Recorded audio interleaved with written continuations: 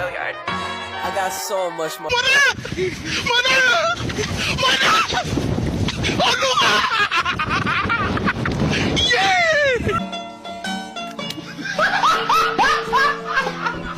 Are you ready, kids? Aye, aye, Captain! I can't hear you. Aye, aye, Captain! Oh!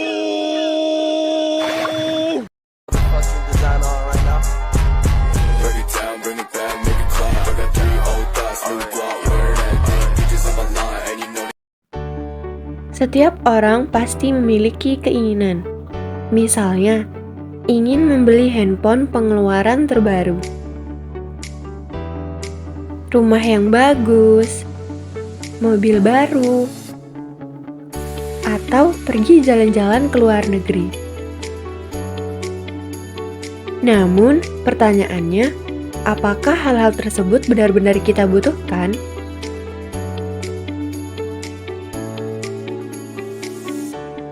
Jawabannya bisa jadi tidak. Nyatanya, seringkali kita merasa membutuhkan sesuatu, tapi kenyataannya kita hanya menginginkannya saja. Padahal, ada hal-hal yang jauh lebih penting yang seharusnya kita penuhi terlebih dahulu. Ya, kebutuhan. Jadi, apa itu kebutuhan?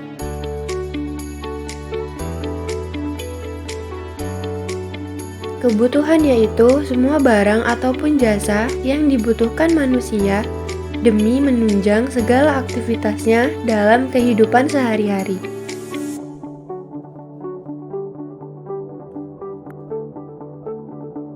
Lalu, apa saja jenis-jenis kebutuhan manusia?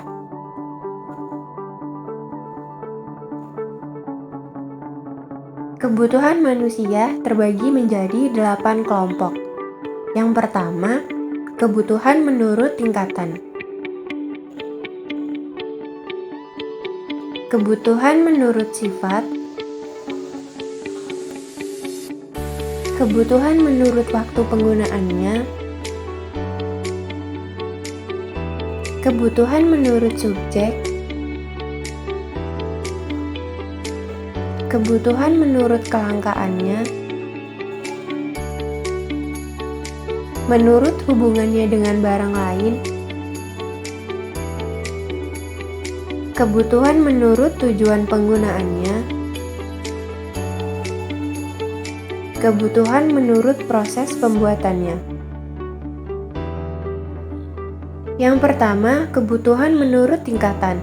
Terdiri dari kebutuhan pokok, yaitu kebutuhan yang harus dipenuhi, karena bila tidak dipenuhi akan mempengaruhi kelangsungan hidup. Misalnya seperti pakaian, makanan, dan tempat tinggal. Kebutuhan sekunder atau kebutuhan tambahan merupakan pelengkap dari kebutuhan primer. Tidak terpenuhinya kebutuhan ini tidak akan mengganggu kelangsungan hidup. Contohnya, televisi, radio, dan handphone. Kebutuhan tersier merupakan kebutuhan akan barang mewah. Kebutuhan ini tidak mutlak harus dipenuhi, tetapi disesuaikan dengan kondisi keuangan dari masing-masing orang. Misalnya seperti membeli emas, mobil baru, dan jalan-jalan ke luar negeri. Yang kedua, kebutuhan menurut sifat. Terdiri dari kebutuhan jasmani, yaitu kebutuhan yang bersifat memberi kepuasan pada badan atau jasmani. Contohnya, berolahraga. Kebutuhan rohani, yaitu kebutuhan yang dirasakan untuk kepentingan jiwa manusia. Contohnya, beribadah, belajar, dan liburan. Yang ketiga, kebutuhan menurut waktu penggunaannya. Terdiri dari kebutuhan sekarang, yaitu kebutuhan yang harus segera dipenuhi pada saat yang dibutuhkan. Contohnya, obat dibutuhkan bagi orang yang sedang sakit. Kebutuhan masa yang akan datang, yaitu kebutuhan manusia yang pemenuhannya dapat ditangguhkan pada masa yang akan datang. Contohnya, seseorang yang menabung supaya bisa pergi haji di kemudian hari. Yang keempat, kebutuhan menurut subjek terdiri dari kebutuhan individu, yaitu kebutuhan yang harus dipenuhi secara individu atau perorangan.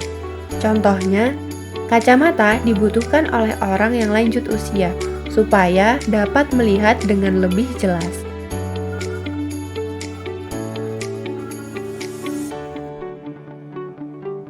Kebutuhan kelompok, yaitu kebutuhan yang pemenuhannya dilakukan secara bersama-sama atau kelompok. Contohnya seperti tempat ibadah, sekolah, dan rumah sakit. Yang kelima, kebutuhan menurut kelangkaannya, terdiri dari barang bebas, yaitu barang yang jumlahnya banyak sehingga untuk memperolehnya tidak memerlukan pengorbanan.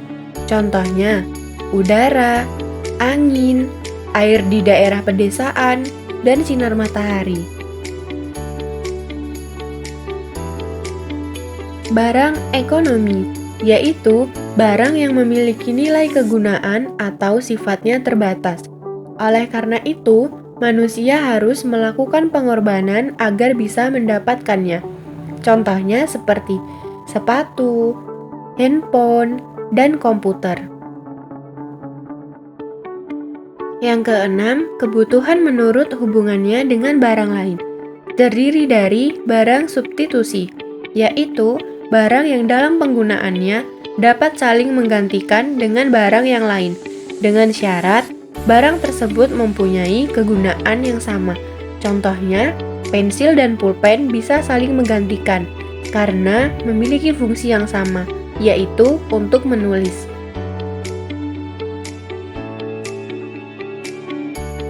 Barang komplementer, yaitu barang yang dalam penggunaannya saling melengkapi satu sama lain. Contohnya, motor memerlukan bensin supaya bisa berjalan.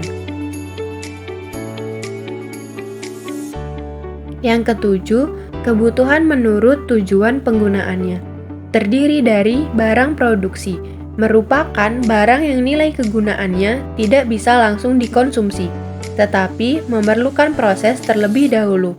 Contohnya, biji kopi dan mesin pembuat kopi.